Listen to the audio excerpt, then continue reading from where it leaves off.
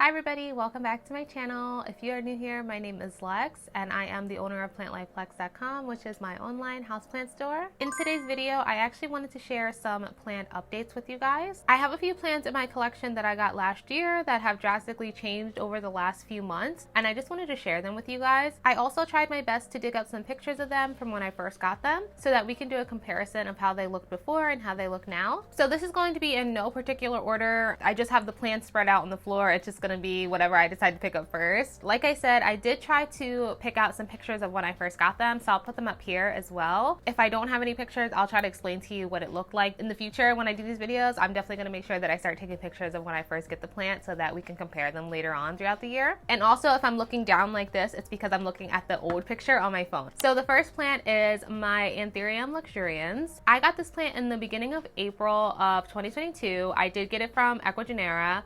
I wanted a Lux for a really long time, but at that time in April, they were so expensive. Like when I was going to the Ecuador pop-ups, they were like $400, $500, like expensive. They were just like really expensive and they were just really like out of reach for me. So I really just didn't have any intention of getting one. However, when I did go to this orchid show for them, it was in PA. It was the last day, so everything was discounted and they also discounted them even more. So I actually got it for, I think I honestly got it for less than $200. So that was pretty good at the time. I don't really know how much they cost now, but I know that they're definitely not like $500 anymore. I don't think I would spend like $500 on like a plant or anything like that. It did come from their Florida shop, so that's why I took a chance with it, because as you guys know, I kind of always have a bad experience with Ecuador, but this plant in particular is the only one that really hasn't ever given me any problems. So yeah, that was in April. So let me show you guys what it looks like now. So this is what it looks like now as of January. It's definitely sized up a lot. Even since me bringing it home in April, within the next few months, it did size up quite a bit as well. And as of today, this plant does have 5 leaves. So yeah, it's grown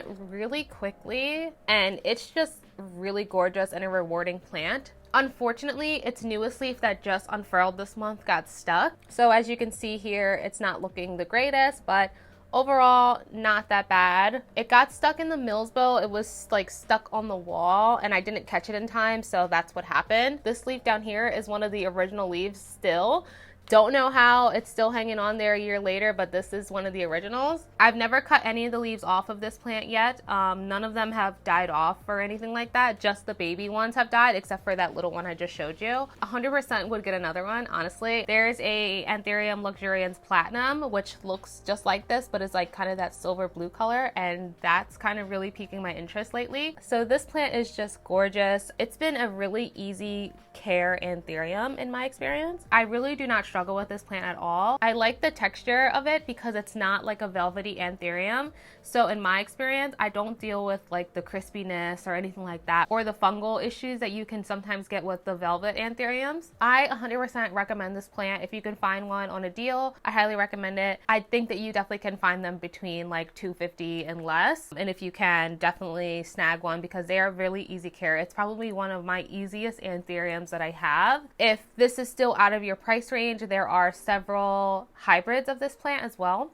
The cheapest hybrid that I know of is the Anthurium luxurians crossed with the Anthurium radicans, and you can find those for like $30, and honestly they look pretty identical. And also now Ecuador has been doing a lot of hybrids with the Lux, like the Regal and the Lux, I think even like crystallinum. I'm not 100% sure. This plant has mostly been growing in my milsbo, but I did just move it into my detoff cabinet because it is getting quite bushy now, and that cabinet has the most space, and it's doing well in there considering the humidity is quite low in there. On one of my last videos, I think somebody had asked me, what do I do with the Anthuriums once they get really big and bushy and they don't fit in the cabinets anymore? I just literally take them out of the cabinet and I stick them in here on the top shelf that you can't see right now. I basically just banish them from the cabinet, and then they'll just have to adapt to like room temperature or room humidity, and then that's that. I'm hoping in the future that I actually have a plant room, and then when the plants get too big, I can like style them, put them on shelves and stuff like that. So that's the goal with that. This guy is getting quite big, and honestly he might be on his way out of the cabinet.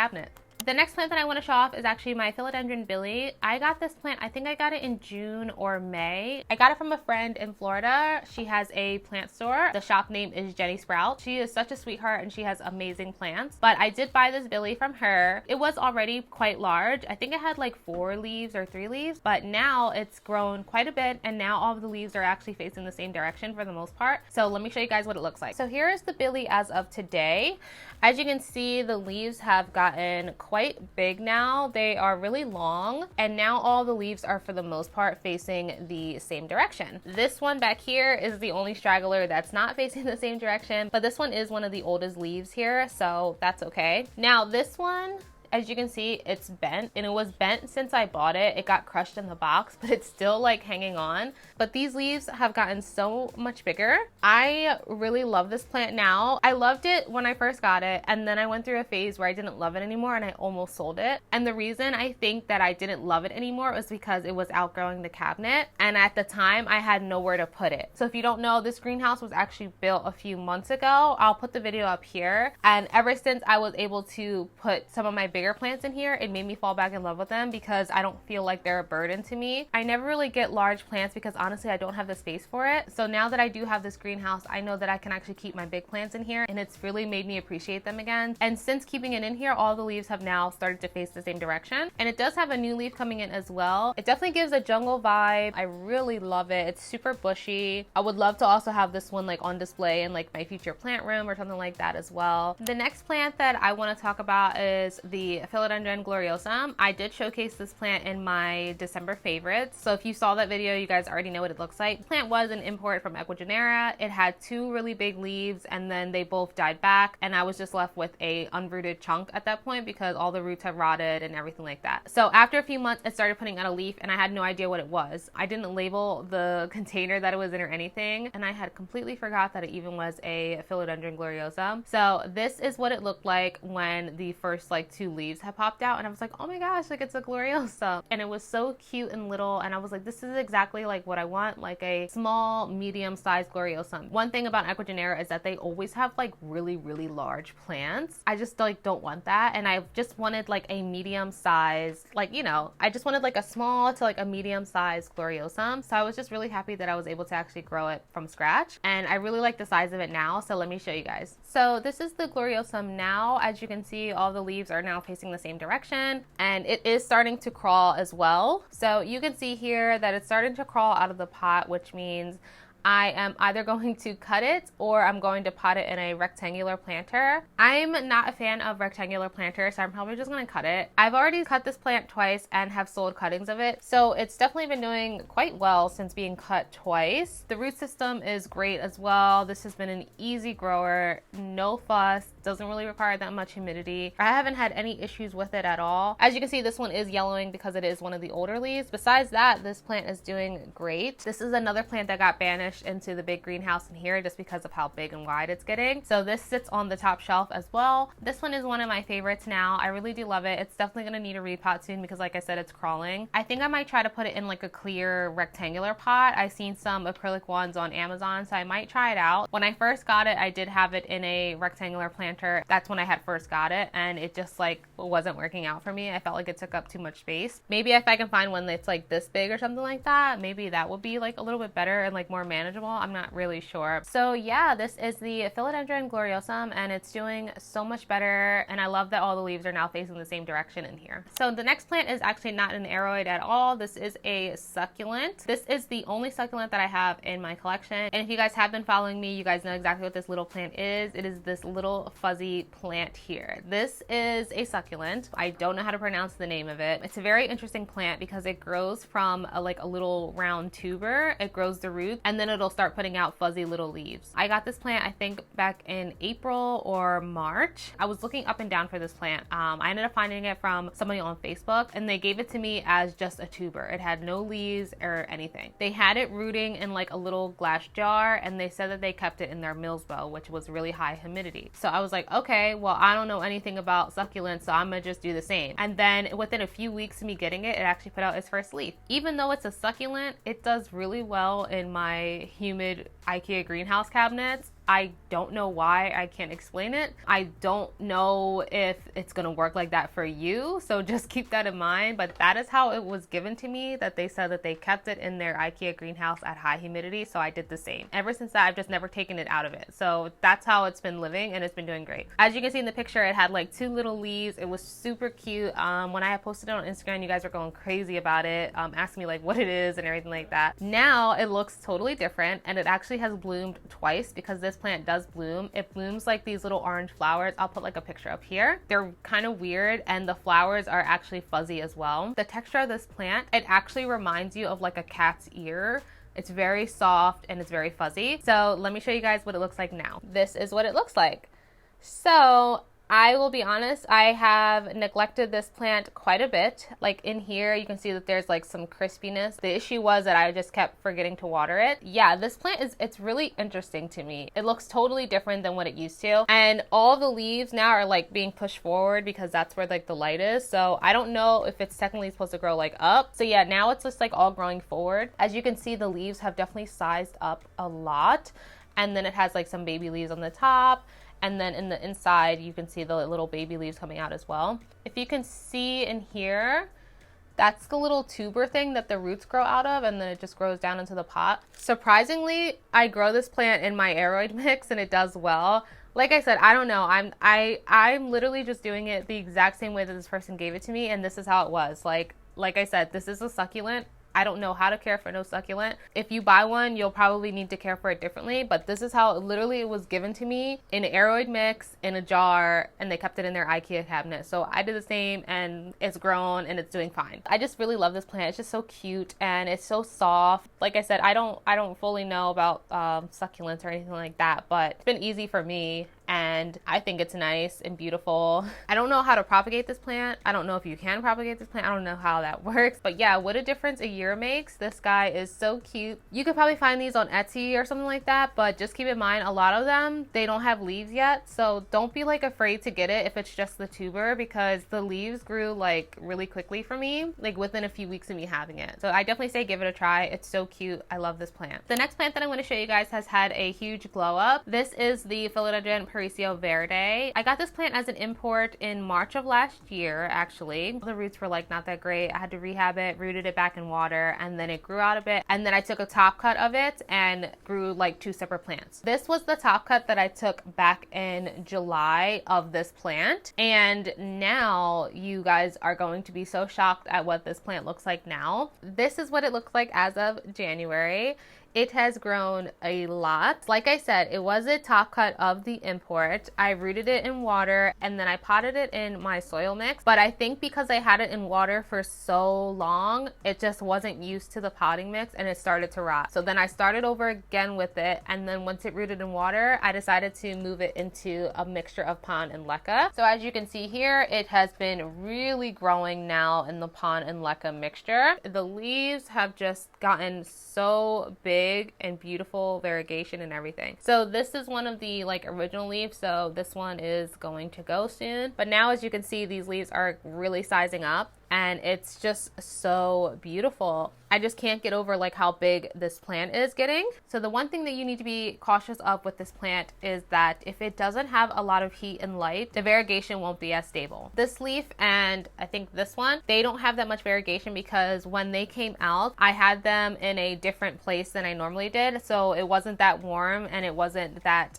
bright. And then this was the result. I put them back in a warm and bright environment, and then now every leaf is going back to the original variegation, as you can see, like these guys here. I've definitely heard the warmer it is, that helps with the variegation. So just make sure that it's nice and warm. For the most part, it was living in my milsbo, but I did move it to the detolf because it is getting quite big. So both of those cabinets are about 90 degrees Fahrenheit. Yes, it's really hot in those cabinets. It literally feels like summertime all day long in the cabinets, and that's why I'm such a big fan of like the Ikea cabinets, because like even in the winter time, I don't have to worry about plants like in the winter. The plants in my house do not know what winter is. It's literally summer for them 24/7. This was a result of it not being warm enough and bright enough. But if you can give it those things, you'll get some really beautiful variegation on the leaves like this. Highly recommend the Resale Verde. I think they're gorgeous plants. Easy care. They can grow up a milsbo, get really, really big leaves. So if you're looking for a plant that gets really big leaves, this is going to be it. I'm actually considering cutting this plant because it's getting a little too tall. So we'll see. But if I decide to cut it, I will definitely keep you guys updated on it. So the next plant I want to show off is actually the Pink Princess Philodendron. There are two of these that I got around the same time, two different sizes. Unfortunately, I could only find one picture of the one, which is this one here. This one I got last January, so a whole year ago, from somebody on Facebook. It was a seedling and it's grown quite a bit. The way that it looks now is like really not like the full growth of it because it has been cut several times. But yeah, let me show you what it's looking like as of today. Like I said, it has been cut several times. The variegation has always been like hit or miss, and that's the reason why I've cut it so much, is because sometimes I'll just keep getting green leaves with just specks of pink, or I would get a couple like leaves that have good pink, so I would just keep cutting it. So this is what it's looking like now. This is one of the final top cuts that I took of that plant. Like I said, it's grown a lot. It's been a year, but yeah, this is one of the final top cuts that I took. I just sold a mid cut of it as well. The variegation was starting to not look the greatest, and that's why I had decided to chop it. So when I had chopped it, it was just these leaves, and then this one that got stuck, and also this one that got stuck. And then now it put out this beautiful leaf on the top, and this one as well has some pink in there. Now, pink princesses are not my favorite plant, and I think that's why it's so easy for me to just cut them. I guess maybe because I've just never had a high variegated one, and that's probably what it is. But I will say that cutting it definitely helps. So if you're like struggling with the pink or anything like that, try cutting it, because this is exactly what happened when I cut it. It produced a almost half moon leaf like this, and this plant really just didn't have that good of genetics to start with. This leaf is pretty like impressive. So yeah, like I said, that is the top cut of the plant. I don't have really any pictures of in between because every time I cut it, I would sell the bottom cut. So the other pink princess I had was like a 5-inch pot pink princess. I've had it for quite a while. I probably had it for maybe like 6 to 8 months, so almost a year as well. I recently cut it because it was getting super leggy on the bottom because all the old leaves on the bottom have finally fell off, and it was just left with the top leaves, so it looked absolutely ridiculous. And I'm going to show you how ridiculous it actually looked. So this is the pink princess. Like I said, all of these leaves down here completely fell off, so it was just this long stick and then the rest of the plant. So it looked ridiculous. So I did cut it here like a few weeks ago, and now there are some growth points. There's one here, and then there's one here. There's quite a bit of growth points on this plant. I think we're gonna have a bunch of leaves like in the future with this plant. Now let me show you guys the top cut. So this is the top of the plant that I had cut. I'm rooting it in water now, and it's putting out some roots now, as you can kind of see there. You can kind of just imagine how ridiculous this looked. It was like this. Like, it was just like really weird and ugly. So yeah, I cut it. It produced these two leaves while it was water popping, which these are the two best leaves that it's ever produced. And like I said about the other one, was that this one also didn't have the best genetics either. So definitely cutting it, I think, is helping it. If you're having an issue with the pink princess, I just recommend you cut it and just see what happens. Sometimes cutting really helps increase variegation. And I think I'm definitely just going to continue just growing the pink princesses like as tall as I can and like as big as I can. And then when it gets leggy like that, just cut it and like start over. Now for this little stick guy over here, I'm actually really curious to know how the leaves are going to turn out. So that is really exciting, and I'll definitely make sure to keep you guys updated on how that is going. And then once this guy roots a little bit more, I'm going to also be potting it in a pon and leca mix, just like this one here. So when that time comes, I will definitely update you guys on all three of these plants. The next plant that I want to show you guys is the Philodendron Florida Beauty. This plant is actually really special and unique because I purchased it as a one leaf cutting, and it was completely solid green. The seller did have a really nicely variegated Florida Beauty, but the most recent leaves it was producing was solid green, so they were cutting them and selling them. I decided to take a chance with this plant because it was one of my wish list plants, and I just couldn't really justify paying like $200, $300 for like a one leaf variegated cutting. The seller was selling it for $50, so I figured, well, why not, right? Because even if it doesn't variegate, at least it's a cool plant. So I grew it out, and it finally put out like its first like baby leaf, and you could see some variegation in it, which was really, really cool. And then after that, it just kept doing it and kept doing it. So yeah, I knew like after like the fourth leaf that this plant was going to be like very variegated. I was like, this is so cool. Like, I paid 50 bucks for this plant. Awesome. The plant was growing in leca and it was growing beautifully, and it had some really nice variegation. So the one bad thing that happened with this plant was actually that everything was connected to that one aerial root on the green leaf cutting. When the plant was getting bigger, I had went to repot it and it snapped at the green leaf. So I was just left with the top cut, which was like all beautiful variegated leaves, which is great. And then the bottom was yet again now just a solid green leaf cutting on the bottom. Let me show you guys what the top cut is looking like now. So this is the top cut that broke off. It's very high variegation. Every single leaf is highly variegated. I had rooted it in water and then I potted it up in a mixture of pond and leca. And as you can see, it's doing really well. This plant, like I said, came from a solid green leaf cutting, and it's just incredible how the variegation is looking. It definitely needs to be potted into a bigger vessel and have a moss pole so that the leaves can get bigger. I just haven't gotten around to it. So the bottom that broke off was still the green leaf and it was fully rooted. Eventually the green leaf did die off and I was left with no leaves. And now, as of like last month, this is what the plant is looking like. So we have another high variegated Florida Beauty. As of last month, this leaf came out, and then this one, and then this one, and now we have one more. So yeah, that's what happened. I guess it's a good thing because now I have two of them. I didn't think that there was any chance at all for it to be as variegated as it is now, considering the way that it was growing from the cellar originally. It's definitely fun growing out the plant and seeing the outcome because I think it's definitely worth it. It was like the best $50 I ever spent on a plant.